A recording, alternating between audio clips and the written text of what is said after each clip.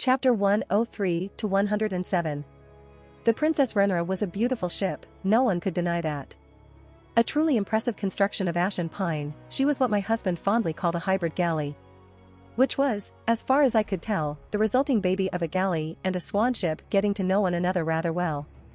If he had his way, she'd be the future of ship construction, a fact which no doubt had the shipwrights at Hull weeping. His new baby had required an expansion of the yards, necessitated taking on dozens more apprentices, and had taken years to complete. Not to mention the amount of upset when I remembered a vague and half-formed memory of placing copper sheets on the hull and Laner called a halt to the whole project for nearly a year while he figured out how to reproduce the effect. I had to admit the ship was impressive, and I mustn't call her a boat, especially in front of Laner. I'd only needed to weather his reaction to that once to know not to do it again. Still, ship or boat, she was a monstrous 120 feet in length and, given the next largest galley was a mere 80 feet in comparison, she easily dwarfed every other ship in the small fleet that was currently descending on Dragonstone as if to invade my poor island. A poor choice of words perhaps, but an accurate one. I had been so sure Emond would give in and take a dragon before he turned 16, and yet, time had conspired to spite me because he'd just passed his name day and my dear father had decided to make his trek up the Dragonmont into a family spectacle. Which meant the entirety of my extended family had piled onto boats, because of course we weren't using the dragons, the massive creatures that were the whole reason we were even royal in the first place. I sighed, feeling far too frazzled for this to be the start of the trip. The view from the deck was not as pleasant as I would have liked, given that it was composed primarily of Blackwater Bay, stinking and polluted with the refuse of the city. That and the dragons flitting about, free of their riders for this journey. Certainly no distraction from the inescapable family gathering we were sailing towards. And speaking of family, Jocelyn. I barked as my firstborn daughter charged past me, shrieking with laughter. She braked hard and I let go of the taffrail to fix her with a stern look. "Why are you not in your cabin?" She stared at me, mouth set into an unhappy grimace, and I raised my eyebrow. Then she sighed and stared at her feet. "Sorry, Mama. I will go back to my cabin." It hurt like a genuine arrow to the heart to hear her sad tone. It hurt even more to see her throw one longing look at the rest of the children on the deck before dejectedly trailing away. I was forced to grit my teeth when a little sniffle reached my ears. "A bit harsh?" asked Laner, nearly giving me a heart attack as he stepped out of a small crowd of men. "I must be harsh. You know she is behind in her lessons." He grimaced and nodded, forcing me once again to reflect on the changes a decade of parenthood had wrought on us. We were older now, he was 31 and I was 29, although I like to think neither of us looked our age. I had long given up trying to maintain a slim figure and had instead arrived at somewhere close to curvy, although my looks remained unchanged by it, something I was exceedingly thankful for. I still wore my braids, time could not change that. Although it had seen fit to steal a finger. I had been horrified to awaken one digit short all those years ago, but I was used to it now. Joffrey could always be relied on to put things in perspective. I may be short a finger, but he'd lost everything to a badly healed leg. It was hard to sulk with that knowledge, but that didn't mean I was about to forget what Melas and Runsider and their whole rotten citadel had cost me. As for Laner, he was still built like a dancer, slim but strong. He'd also, much to Joffrey and I's delight, grown a beard. Nothing as messy as some of the abominations that graced the court, but a neatly trimmed one that put certain other people's facial hair to shame. His hair was much shorter now, cut back to his ears, although everyone from Joffrey to Lady Rhaenys had tried to convince him not to do it. There could be no doubt, though, that we were older. Considerably more stressed, too, thanks to our children. "I know, but you know she struggles," said Laner, joining me in watching King's Landing disappear over the horizon. "She hates feeling like she's missing things as well."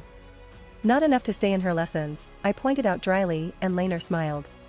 Our daughter was an adventurous one. There was nothing she hated more than to be cooped up in a room and forced to take notes or read books. I was being too harsh. I know I'm being too harsh. It twisted my insides to know she likely had some form of dyslexia or some other learning difficulty. Even when she wanted to focus on her lessons, she was doomed to fail, and my memory would give me nothing on how to help her. I sympathized, I made allowances, yet she didn't even seem to want to try and work with me, content to learn the way her twin learned things and scream at me when it inevitably didn't work out. I sighed in frustration, and Laner rubbed a soothing circle in the small of my back. "She'll get there. She just needs time." I gave him a look and he raised his eyebrow in response. Then added in a stern tone, "And her mother. I am there for her." I protested and he laughed, actually laughed, at that. I was about to draw myself up to defend myself when he raised his hands in mock surrender. I know that. I saw what you did to the idiot that dared to suggest her simple, he chuckled, and I flushed. I had done everything short of threatening to feed him to Syrax. The fact that I had done it all with Rainey's looming over my shoulder had likely just made it worse. But she doesn't see that. She sees your disappointment with her whether she's in her lessons or escaping them. If she'll earn your ire either way, why earn it in a stuffy room being lectured? I'm not disappointed, I replied. Surely she knows that? He didn't have an answer to that, instead clapping me on the back in commiseration and moving away to bark orders at his crew. I leaned against the taffrail for a while and watched. These were his men, not Corley's. He'd picked them himself, trained them himself, and sailed with them himself. I was pretty sure half of them would die for him and the other half would kill for him, given they were likely the sort that Joffrey employed these days. I sighed as his words drilled into my head and pushed back from the rail, pausing to examine the small crowd of children playing catch and no doubt infuriating the crew.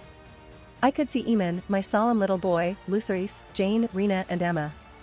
I frowned as I realized I was missing 3. Almost hidden from view. Aleandra, Alice, and Alysanne. They'd be terrors if they were ever motivated to do anything other than gossip. Alysanne directed a lazy wave at me and I smiled before returning it. She already had the sharp eyes of the famous archer she would become. I left them to it, trusting Laener's men to make sure none of them did anything ridiculous, and made my way to the cabin Jocelyn shared with her sisters.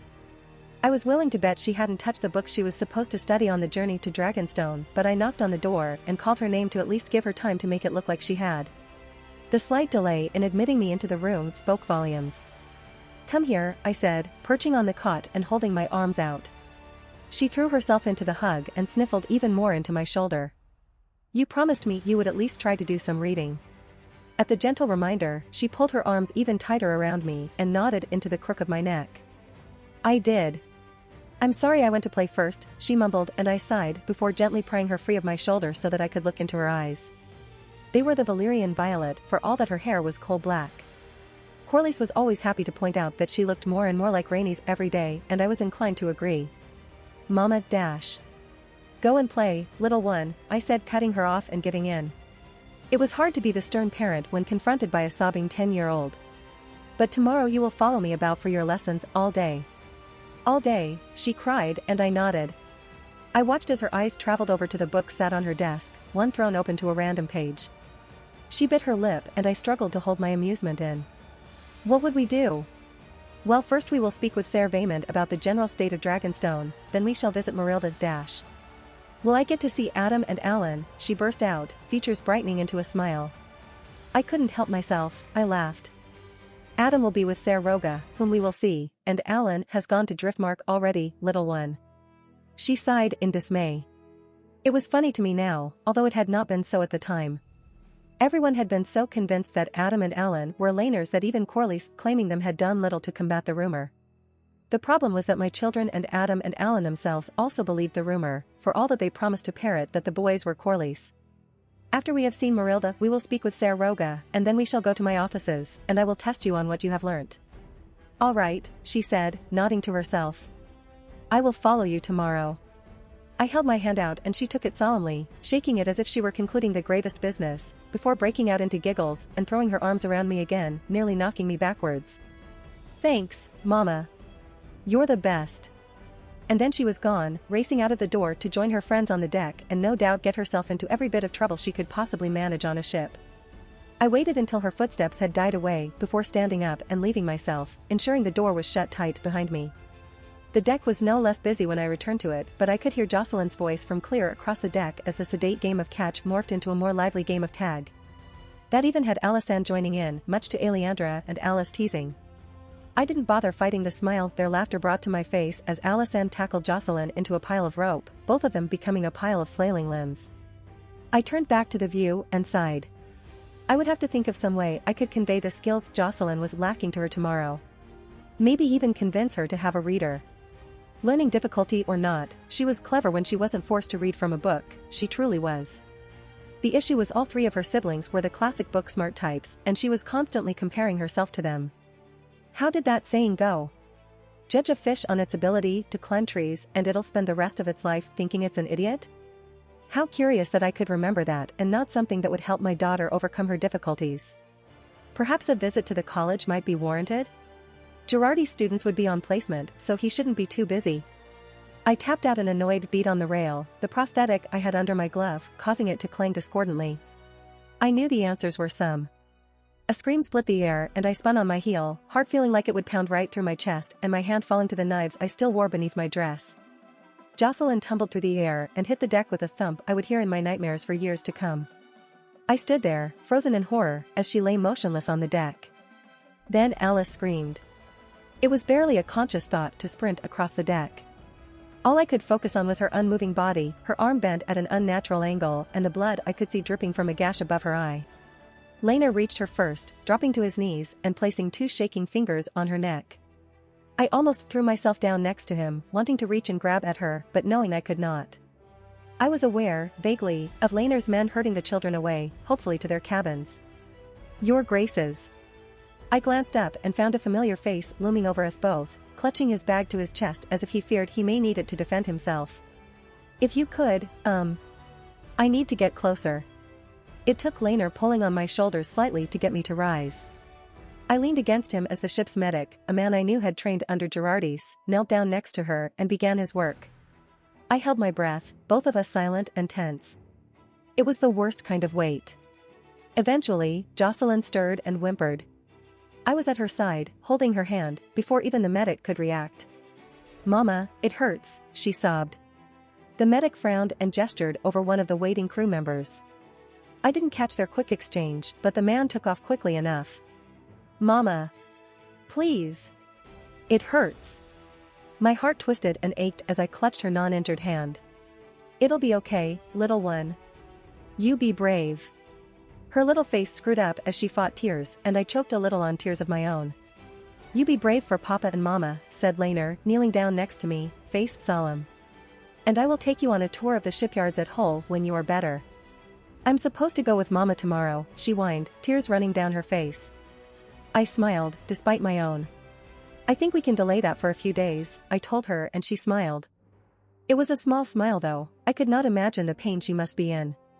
She was far braver than I would have been screaming by this point if her arm and how pale her face were any indication. The man the medic had sent returned with wine. It took me longer than it should have done to realize it was likely laced with some kind of sedative. Drink this, I told her, before the medic could ask her to. Drink this, I promise it will help with the pain. She scrunched her face up at the first sip. I did not let them have wine as a rule, but the ship hardly stocked their usual drinks. A little bit more, my princess, urged the medic. I nodded along encouragingly, aware of Laner doing the same behind me. She gave in and drank deeply. It wasn't long before it took effect and her eyelids began dropping closed. Once she had finally gone under, 2 men moved in, laying out a canvas stretcher and preparing to move her onto it. The medic stood up and turned to us. She'll need the arm reset and stitches on that gash, but I'm hopeful she'll be fine beyond that. When we get to Dragonstone, I'll have her transferred to Dean Girardi's as a priority. I sighed in relief at that. Thank you, Sanderson. There will be something extra for you in your pay, Laner said, faint with relief as well. Sanderson blushed and half bowed. Thank you, Your Graces, thank you, but I was just doing my job, he insisted. And you've done it well. You have my personal thanks, I said, and he went even pinker before bowing again and bustling off after my now sedated daughter. I wanted to follow, but I knew I'd only get in the way. Laner? Get us to Dragonstone as soon as possible. As long as you take the blame from your father, he replied, but I could tell it wasn't a serious objection. I didn't answer as he strode away, shouting instructions to his men. The Princess Renera was a fast ship, as well as a big one. Father had made us promise that nothing short of an emergency would see us demonstrate that speed and leave them all behind. He had his heart set on us all arriving together. I only realized I had been kneeling where our daughter had fallen when one of the crew made his way over with a bucket, mop and a meaningful look. I stood, cursing the pain in my knees, and got out of his way. It took me a while to realize we were already leaving the fleet behind and that Laner had ordered the signal flag for medical assistance to be put up. I hoped Father would be told and wouldn't be overly angry about it. No. He would not be angry about it because if he was, he would be having words with me. His need for spectacle did not trump my daughter's need to see a doctor. Renera? I whirled on my heel and sighed. Aleandra. She was dressed in her usual fare of Dornish fashion, picked out and bought over by her mother on the latest of her many visits. I could not begrudge her them though. Her daughter had been taken from her at 3 and given over as a hostage to be raised by a stranger. It was a miracle she ever left when her visits came to an end. Aleandra, what's wrong? I asked, placing a friendly hand on her shoulder. She reached up and clutched at it, squeezing my fingers tight briefly before letting go. The others, we wanted to know how Jocelyn was? There was a slight anxiety in her voice and I sighed, pulling her close into a half-hug she accepted with rolled eyes. A broken arm and stitches, but the medic believes she will be fine, I told her, and she sighed in relief. What happened, Ollie? Why was she climbing the rigging of all things? My ward frowned at the question before her mouth twisted in unhappiness. I didn't really see, she lied. I counted to 10 and reminded myself that she was 13 for all she liked to pretend to be a mature and sophisticated young woman. When she caught my stern look she sighed and ran an agitated hand through her hair. I didn't do anything. I'm not saying you did, Ollie, I just want to know why she was climbing the rigging, I insisted gently. I was always careful to avoid the motherly tone I often took with even Jane and Allie. I was not her mother. An aunt at best and a jailer at worst. For all that she had received an upbringing worthy of a princess of Dorne or even a princess of the Seven Kingdoms, she was a hostage to her countrymen's good behavior. Although, if Dorne rebels, I'm not about to hurt her. I wasn't Ned Stark. I had raised the girl for all that she was technically my hostage. I wasn't sure if Aleandra knew that though, her mother certainly didn't if the ideas she put in her head were any indication. I pushed aside my worry for Jocelyn with a deep breath and focused on Aleandra in truth. Waves and the shouts of the crew were all I could hear as Aleandra thought that statement over, before sighing and looking aggrieved, her hand coming up to twist her long, dark hair about her finger. Something she only did when she was upset. Alyssa dared her to climb it. I wanted to groan at the admission. Alice had been spoken to repeatedly about dares, especially those directed at her twin and Lucerys. Jocelyn was boasting that she could climb all the trees in the Godswood at the Red Keep. So Alyssa dared her to prove it. You won't punish me, will you? The question took me by surprise, and she blushed. I should have known better.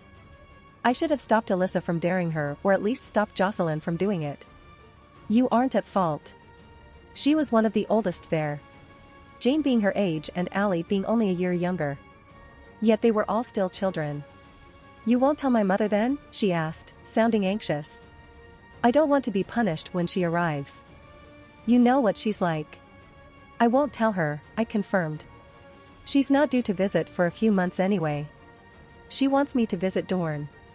The statement was delivered as if it were no great matter, as if it were just a passing fancy of her mother, but I had raised Aleandra.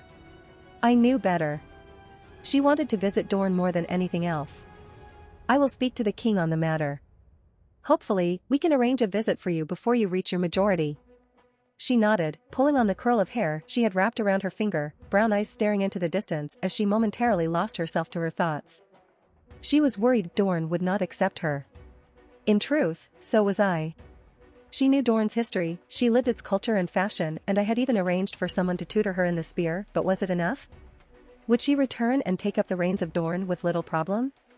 Or would more flock to her uncle's banner like the Vulture King had? She certainly would know how to deal with snobby courtiers at any rate. King's Landing had not been kind to its Dornish contingent. Whispers, rumors, and even attacks in some rare cases. It had gotten better as time went on, but I feared the poor initial showing had done much to sour our guests' opinion of us. They seemed friendly with Aleandra though, maybe that was a sign of hope? Do not worry so much, Ollie. You are the Princess of Dorne, I told her, and she tugged on her hair again. My uncle says I am more Targaryen than Martell now, she whispered. I wanted to pull her into an embrace, but I knew that would be a mistake. This was the first time she'd ever spoken such fears aloud. Jocelyn's accident must have rattled her more than I thought if she were willing to share this with me. Your uncle has been grasping at any reason for why he is more fit to rule Dorne than you since your father died. It was why Lord Dane ensured he got on a ship and did not come back, I pointed out. Your people did not support him then and they will not support him now. But what if I caught her about the shoulders and looked into her dark brown eyes. You are the Princess of Dorne. You are Aleandra Martell. You have already won the hearts of your court here. You have the full support of your uncle and his family. You still have your loyalists. You are a martel to your core, willing to put your own life in danger for the survival of your people. She said nothing. I changed tact. You can outshoot 9 out of 10 of my men with a bow and outfight almost half of them with your spear. That earned me a small smile. She was good with spear and bow, but not as great as I was making out. She would be better when she had grown up a little more, I think, but it had been enough for Lord Aaron to proclaim her Nymeria come again a few times. I'd had her learn a little of strategy and tactics from Laenor as well, just to sell the idea a little more. I am the Princess of Dorne, she said. She smiled widely at me and I returned it gladly, then it faded and she bit her lip.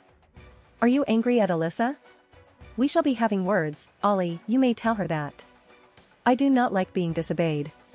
Aleandra nodded, face serious. But that will wait until we reach Dragonstone and I know how badly Jocelyn is actually injured. Until then, she can think about what she's done. I feared the worst when your ship left us behind. It seemed I had badly misjudged my father's reaction to our sudden departure. He'd barely disembarked before he'd set upon me in a panic. I'd explained the matter and he'd demanded to see Jocelyn. Not that there was currently much to see. Gerardis had tended to her arm and stitched the gash on her head shut before giving her something for the pain. Whatever he had given her was strong because she was snoring within minutes of taking it. I apologize for doing so, I told him as we made our way back towards the hall. Ser Stefan lurked behind me, having only exchanged a nod with his Lord Commander. But I fear we had no other choice. Accidents happen, Rhaenyra, do not castigate yourself over it, he replied, his smile wide. I paused and examined him. He was nearly 50 years old now and jogging towards fat once more, although he was nowhere close to the girth he had achieved before. He still had his mustache, I doubted even the stranger could wrest it from him by this point, although it was grey now rather than Valyrian silver gold. It made me happy to look at him. In canon, he was nothing more than a blob at this point and suffering for it too. Dorne had given him what he needed to drag himself from his pit of despair and change himself for the better. Peace on the other hand. Peace was luring him into that mindset he'd had all those years ago. No, that was harsh, he was not nearly as bad as he had been. It was thinking he'd won that was causing the issue at the moment. He saw defeated foes, I saw old enemies preparing to strike once more. He saw clear signs of his, and my, victory, and all I could see were my advantages slipping away. Even when I revealed what I knew about Larys, he had refused to believe it. Lionel did not believe his son could be so devious, and my father had given me an ultimatum, accuse him in open court or drop the matter. Damn him, he knew I had no proof. When I had protested once more, father had merely told me I had grown so used to fighting that I could not enjoy peace, that I saw enemies where there were none. Thank you, father, for being so understanding, I said, hiding my frustration. Larry Strong's manipulations were not important at the minute. He had been left behind in King's Landing with Maris to watch him, he was not likely to manage much under her supervision.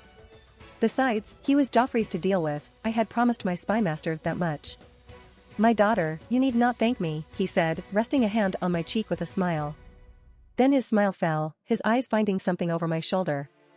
I blinked and turned to find Joffrey waiting patiently for me, his eyes solemn. At least I could take solace in the fact that little about Joffrey ever changed. His hair was longer, reaching his shoulders now, and his eyes bore signs of laughter once more, but he was much the same at 31 as he had been at 21. Your Grace, there are some matters that require your attention, he said politely, bowing low. I'd sent him ahead of our little fleet to ensure the castle was up to snuff. I had not been in residence in some time and the last thing I needed was for standards to have lapsed and for Alicent to notice. My apologies, father, my work never ends it seems. Viserys managed to drag his eyes from Joffrey back to me as I turned to face him once more. Then he forced a smile, evidently no longer feeling his earlier good cheer. I shall leave you to your duties then, he said, as if relenting after a moment of silence stretched on just a beat too long. I caught his arms and stood on my tiptoes to press a kiss to his cheek and he drew me close for a hug before striding off, Ser Laurent falling in behind him. After he was gone, I made my way towards my offices. Joffrey fell in behind me, as silent as I was, with Ser Stefan making up the last of our group. Joffrey must have predicted it would be my first stop because there was wine waiting for us on the table. Where is she? I asked, pouring myself a goblet before passing the pitcher over. I did not mind saying such things in front of Stefan these days. He was loyal to me, even over my father. A decade of service would do that. I do not know, Joffrey replied. None of my agents have reported seeing her, and she has not made any of her check-ins for nearly 2 months. Damn her, she was supposed to be back 2 months ago. No doubt that's why she hasn't bothered with the check-ins, I hissed. Joffrey gave me a shrug before sipping at his wine. He had his own problems with his wife these days, beyond the problems I had with her. I took a deep breath. At least this time I could be reasonably assured she wasn't in a Lysini pleasure house. What of our guests? Settling in well enough, although I do question why we needed them all here. You should know my father by now, Joffrey, I told him dryly, sipping at my wine. A dry white wine from the Riverlands that was a far cry from Arbor Gold, but it would do in a pinch. What are my siblings up to? Aegon and Helena are unpacking and discussing things of little note. Aemond is studying dragon lore, and as for the other two, he trailed off and I got the message loud and clear. With their mother. He nodded in confirmation. If Aegon and Helena had turned out better than their canon counterparts and the jury was still out on Aemond, then Daeron was unquestionably worse. A simpering mother's boy that was more invested in Aegon being king than my oldest brother seemingly was. Worse still, when challenged on his attitude he would pretend he had done nothing wrong and cry into his mother's skirts about it the first chance he got. Visera was 9. She was still learning who she was. Although at the moment what she was the darling of the court, much to Alicent's glee. Jocelyn was too rough to be their perfect princess, which left Alice as Visera's only competition. Yet Alice was still sickly, and compared to polite, precocious Visera? Yes, Alicent was very pleased indeed. And my ladies? I asked. They arrived well enough. They're both in your rooms, awaiting you. I smiled at that. Maris, Felena and Maria had been left behind in King's Landing, but Sab, that is Lady Sabata Fry, and Sarah had followed me here. With any hope my 6th lady might grace us with her presence. I finished my wine and sighed, leaning back in my chair. Do you predict any problems for tomorrow? I asked after a moment's silence. He shook his head.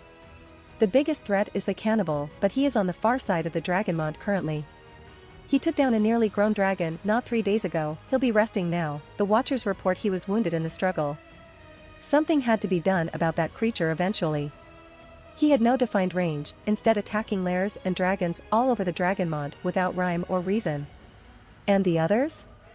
I asked. In their usual ranges. He will almost certainly go for Vermithor, you know? I did know. Aemond wanted a big dragon, and since Lena had failed to die and release Vhagar, he would only be pleased by the second biggest. The Bronze Fury. I know, I said, debating pouring myself more wine. No, better not. I had one more issue to attend to today before I could truly relax. My apologies, Joffrey, I must leave you. I have a daughter to discipline. Ah, said Joffrey, pouring himself more wine. Good luck with that task. I did not like the tone of his voice, but it was an old argument. One not worth bringing up now. I rose from my seat and Ser Stefan fell in behind me as I left the office, heading for my daughter's room. The castle was alive around me.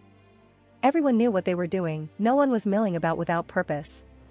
I could take pride in that at least. Even the King's Landing administration had its problems, but Dragonstone ran like clockwork. Are you sure it's wise to allow your brother a chance at the Bronze Fury? Asked Ser Stefan the moment the corridors we walked were empty. Beyond finding someone to tame him before tomorrow, I'm not sure I have a choice, I replied. You mentioned the possibility of using dragon seeds, he said. Ser Stefan did not know the truth, but he was privy to many secrets only my inner circle knew. I wouldn't trust them to be loyal. We have no assurances the person we chose would not simply flee or defect, I told him, thinking of dragon seeds in another time. Adam had been loyal, Nettles was, at a stretch. Ulf and Hugh, however. No. No dragon seeds. I did not need them yet. Hopefully I never would, they were a last resort kind of plan. One that promised to cause more trouble than it solved. Understood, Your Grace. We reached Alice's room a moment later. It was silent, but then, I hadn't expected it to be anything else. I knocked on the door and a few moments later, Alice opened it, peering at me with wide eyes. Mama, she said, throwing her arms about my neck as I staggered through the doorway. I laughed into her silver gold hair. She wore it in ringlets, like Lena once had. Ironic, considering her relationship with her aunt was chilly at best. Not that it was her fault, that lay on Lena's shoulders and Lena's shoulders alone. Mama, did we have to cancel the arrival celebration? I wanted to show everyone my new dress. I picked her up and cuddled her close. She was light, far too light for a girl her age. Small too, I sensed that she wouldn't be that much taller than me when she was fully grown. Then again, she had always been small, even compared to children younger than her. At least she was not affected mentally by the circumstances of her birth. She was clever, learning quickly from both lectures and books. I am sorry, Alice, but you know Jocelyn was hurt. She drew back and frowned, her small face scrunching up and her violet eyes shining in frustration. Jocelyn climbed the rigging. Why should we be punished because Jocelyn did something stupid? I raised an eyebrow and she crossed her arms, angrily. And was climbing the rigging her own idea? I asked. Alice's face morphed into triumph. Yes. She came up with the idea all by herself, she told me proudly. She was boasting about climbing trees, and then she said she could easily climb the rigging. So you dared her to prove it? Alice froze, her eyes going wide. Then they narrowed. Aleandra told you, she pouted. I might have said that. Might have? I asked, eyebrow crawling further up my forehead. Do you not remember? Alice stared at me for a moment and then looked at her feet. She stayed like that in silence for a while before a hand came up and rubbed at her eyes. When she looked at me again, tears were flowing down her cheeks. I'm sorry, Mama. I am sorry. Please don't punish me. Please. It was an accident. I sighed and pulled her in close. She pushed her wet cheek into the crook of my neck and shivered in my arms. I frowned, pulling back. Are you cold? I asked. Her room was relatively warm, she should not be shivering so. A bit. Mostly, I have a headache and my tummy hurts a little, she said, voice soft. I pulled her close again, burying my face in the hair on top of her head. Go rest, Alice. I shall send Girardi's to you as soon as he is free. Thank you, Mama. I will wait for Girardi's here. I pulled back and dropped a kiss onto her forehead. Good girl. I'll send him along the moment I am able. Night saw me lying awake in bed, gazing at the canopy of my bed as sleep refused to come easily. Next to me, Laner snored away. Sometimes I envied his ability to fall asleep almost anywhere, and other days I skipped straight to just wanting to slap him for it. I wasn't sure what point I was at the moment. Perhaps that was a sign I had not been sleeping enough. There was too much to worry about, too much to plan, to fall asleep easily these days. After a few more minutes of listening to him snore, I gave up and slipped out of bed. How I wished it were Lena by my side and not Laner, but Lena was God's nowhere and Laner could not be with Joffrey because of how many eyes were on us at the moment. I wrapped my robe around me, black silk with red trimmings, a present from Laner a few years ago so that I would return his. When I left the room, Ser Eric stood, jerking out of the daze he had been in. I smiled at him in the silvery moonlight and made my way through the castle. It seemed wholly different at night, the moon's glow lit it in a way the sun never could. 10 years under my rule had seen more love and attention poured into its structure than it had seen since the Doom and Enar's reign. And if I had taken great care to ensure the dragon imagery was brought down to acceptable levels, then that was no one's business but my own. I wasn't sure of my destination when I left my rooms, but my feet seemed to have ideas of their own, and it wasn't long before I recognized that I was walking down one of the corridors that would lead me to what had been the Maester's tower but now served as Girardi's home away from the office. There weren't even ravens kept there anymore. Girardi's had been seized by the Citadel, and since I had refused his replacement, none had been bought in to replace them. It wasn't too great an issue. If anything required my attention before my next visit, it was a simple matter to send a boat to King's Landing crewed by oarsmen that were on retainer for such a situation. Laner's men, of course, you could tell because they waited until evening set in to start their drinking. One of my knights was on duty when I entered the ward and he straightened before bowing. Ser Alfred Broom. He had already betrayed me. When my old castellan had passed away, I'd selected Ser Vaemon Valerion for the role. I imagined that with Canon Rhaenyra in residence she had not needed to pick a replacement until the dance had broken out and then she had picked Ser Robert Quince. I could not speak to Ser Robert's abilities, but Vaemond was good with numbers, ships and familiar with Driftmark. Also, without the obvious bastards of Canon and Laener's ongoing survival, he had no claim to Driftmark and no ambition to fabricate one. In short, he had the skills I needed to link Driftmark and Dragonstone together as partners in trade and little downsides. Ser Alfred had begun looking for a way to jump ship to Alicent's side the day after it had been announced. Fortunately for me, he'd already been on Joffrey's watch list, especially in this precise situation, and nothing had yet to reach Alicent that I didn't want to. Of course, that was now, when misinforming Alicent was useful. If she insists on making the dance happen, I have men on the island instructed to deal with a few problem members of my staff. Guard the door with Ser Alfred, I told Eric, and the knight nodded, making sure Alfred left before him. I dropped into the chair next to Jocelyn's sleeping form and smiled down at her as she snored. She had awoken for supper and eaten quite a bit, although Girardi said that was quite normal and to be expected, before falling back into a slumber when he gave her another dose of medicine for the pain. I wasn't sure how long I sat there. I must have dozed off at some point because it was the doors to the ward opening that caused me to jerk back into the present. I readjusted myself in the chair, wincing at the various aches and complaints my body had from the angle I'd fallen asleep at. It wasn't hard to deduce who had entered the ward. There were only 3 people Ser Eric would let in without warning me: Laenor, Lena and Joffrey. No tapping meant it wasn't Joffrey, and Laenor would not awaken by himself until someone woke him. "Lena," I said, rubbing at a particularly achy spot on my side. "How nice of you to finally make an appearance." She didn't answer straight away, instead grabbing a chair from somewhere behind me and placing it down oh so gently. She didn't even make a noise when she dropped into it, even though she wore chainmail under her jerkin. "I was looking into something," she said finally, swinging her legs up and easing her boots off with a grimace. "For Joffrey. He did not mention sending you on such a fact-finding mission," I said, well aware my frustration with her was leaking into my voice. She paused, one boot off, and then sighed in defeat. "That is because he did not know," she whispered, turning towards me. "I am sorry. It was a risky undertaking, but it paid off more than I could have imagined." I looked at her as she turned to me and wanted to wince. She was tired, her eyes sunken and dark, but more than that, the road had not been kind to her. She was thin, thinner than she should be because her cheeks were gaunt and her cheekbones too pronounced. Her skin, normally tanned by the sun during her travels, was pale enough to match Lady Misery. I said nothing to that. I had nothing to say to that. Whether we spent another year not speaking was entirely down to how useful her information was. I was being overly harsh again, yet I had begged her to keep checking in, to keep me in the loop. To not simply run away again, to shut me out for over a year. She huffed at my silence, before she pulled her other leg up. I watched as she seemed to struggle with the action, then she grimaced in pain, hand going to her side briefly before she pulled it away, as if I might not notice the action if she could do it quickly enough.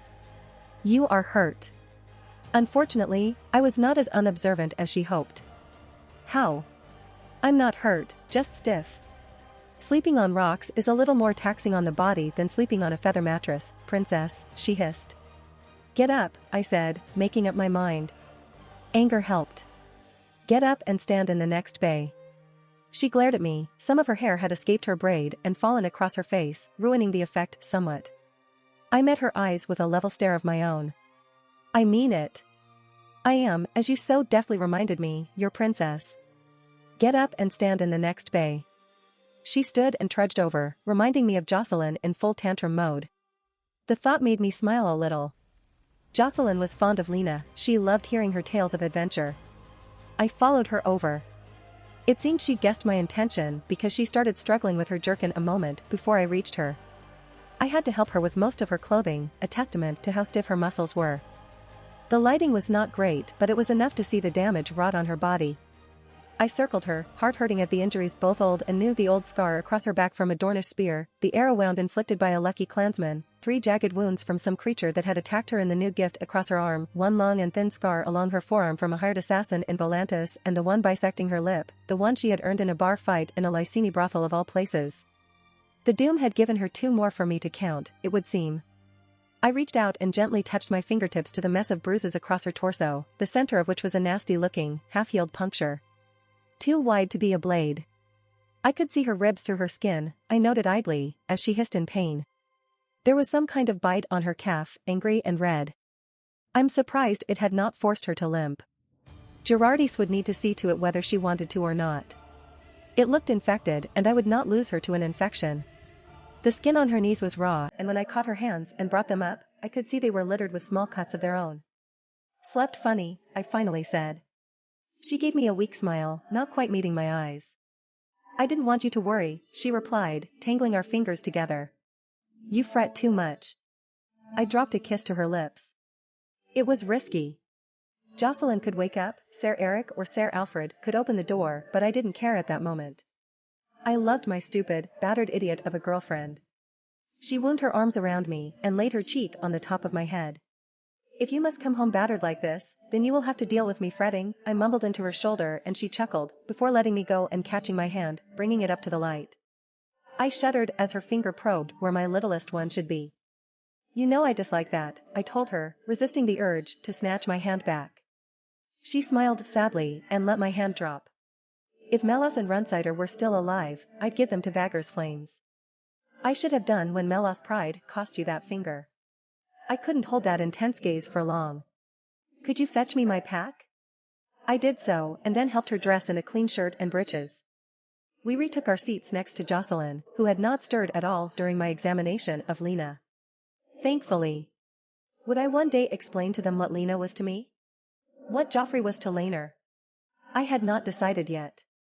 Mayhaps it was best to let the matter lie, to never tell them, to leave them the comfort of knowing their parents loved one another passionately. What happened? Asked Lena, staring at her sleeping niece. I frowned, sensing the storm clouds of an argument on the horizon. She climbed the rigging and fell, I replied, resolving not to mention Alice. Lena was quiet for a while and then she sighed, pushing her hair back from her face. I'm sure that was her own idea, she said dryly. I scowled before I realized that I'd as good as confirmed her theory. Of coup dash. Enough, I hissed. I have heard this 1,000 times. Enough. We sat in silence for quite a while. You need to open your eyes with that girl, she said finally. She's a terror and you spoil her too much. I clenched my jaw and said nothing. If you believed Lena, Alyssa was responsible for every terrible event since the Doom, and I'm sure my lover was busy working on pinning that on her as well. Just what kind of daughter does she think I would raise? She ignored Alice's kindness, her studiousness, her determination. Would a child as evil as Lena claim to be polite to servants? To animals? To any beneath her? Even when she had never been told to? And I knew my staff would tell me if they thought otherwise. She was no Joffrey come again, just a 10-year-old too fond of the word dare. Rhaenyra, I'm serious. I shot her a look and she met it with her own level stare. Did you at least punish her? She was ill. It would not have been appropriate, I replied, and she sighed again, running an aggravated hand through her hair and pulling more of the braid free. What was it?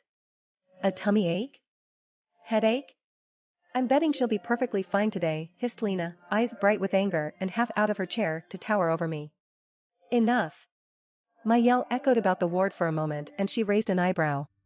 Pain made me look down and I realized my hands were clenched tight. Aunt Lena?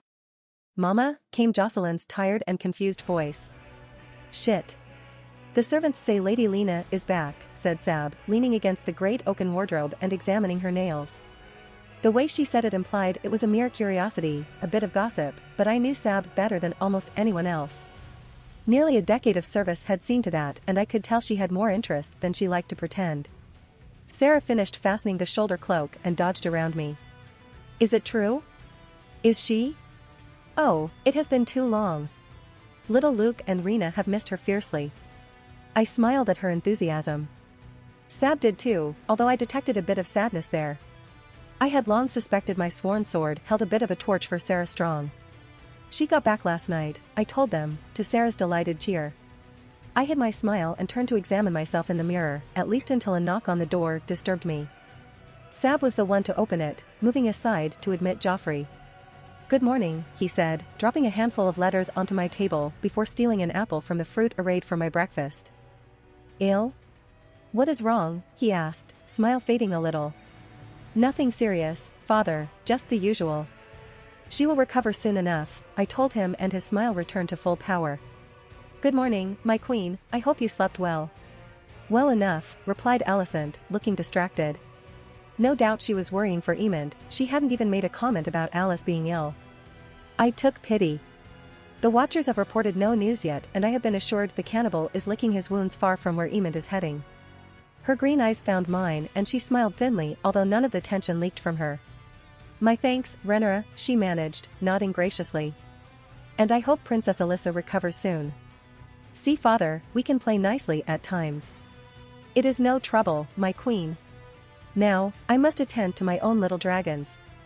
I swept off, leaving father beaming at Alicent like I smiled at Eamon when he presented me with artwork. Quite the little artist was my son. Eamon had been born after Laenor had returned from the conquest, made the same way the twins had been, although it had been easier with Eamon.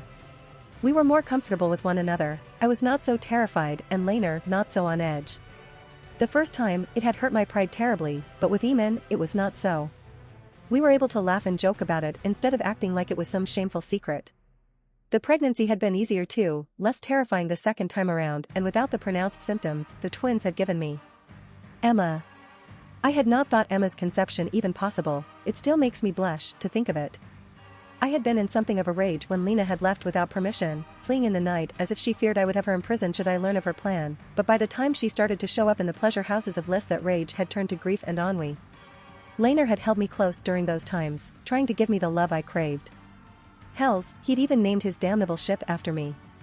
That had been an honor, a show of love I had not been expecting, given that he had intended to name it Sea's Kiss. In the aftermath we somehow ended up with an oops baby of all things. Mama, screeched Emma happily. I scooped her up and set her on my knee as I sat down at the high table. She was covered in jam, but that was typical of her, especially given that my ladies had arrived late and my charges were unwilling to risk the tears she often pulled out to defend her stickiness. She squirmed in my grasp as Sarah handed me a cloth and I wiped her down. She knew not to fake cry for me. I knew when my children were faking. Mama, I wanted that. There is plenty in the proper receptacles, Emma. You don't need to smear yourself with it, I scolded, and she pouted unhappily. I let her get back to attacking the food and turned to Eamon, who was waiting quietly for my attention. When he realized he had it, he perked up, straightening in his seat, and I smiled. Good morning, Eamon, did you sleep well? I asked. Yes, Mama, I did, and I went for a walk this morning too. I beamed at him and he blushed. He'd always been an early bird. Dragonstone is very pretty. Do you think I might have a chance to draw before we leave? If you so wish, I told him, amused. He was more interested in art than swords at the moment. I loved that about him, when it did not worry me at least. Can we explore the town? Asked Jane, leaning past him, her eyes bright. I saw a market with lots of pretty things when we rode through. Behind her, Aleandra was nodding and Alicent was pretending to frown because a bracken had suggested it, but I could tell she also wanted to go. On my lap, Emma had gone still and was staring up at me with wide, hopeful eyes. Mama, can I see the pretty things? I caught Sarah's eye and she grinned before turning to Sab, who merely rolled her eyes in fond exasperation. Sarah and Subital will take you, but you must do as they say. I told them all sternly. Do you think they will have new colors, Mama? Asked Eamon, eyes bright with excitement. I do not know, Eamon, I said as Emma wriggled from my knee to go and harass Sarah with questions about pretty things. Have you given more thought to making your own? His face screwed up in thought. One of their tutors had bought the idea up as a way of getting him interested in other subjects alongside learning history through art and beginning to practice his swordplay to learn how to better convey movement on paper. He was prevented from answering by Joffrey appearing at my elbow and bending low to whisper in my ear. Rhaenyra, Alyssa is not in her room. If you want to support me, check out my Patreon at https://www.patreon.com/Kayashin. I tend to polls that decide important plot stuff in my P at Trian. Many thanks to my awesome patrons. Ben Phillips.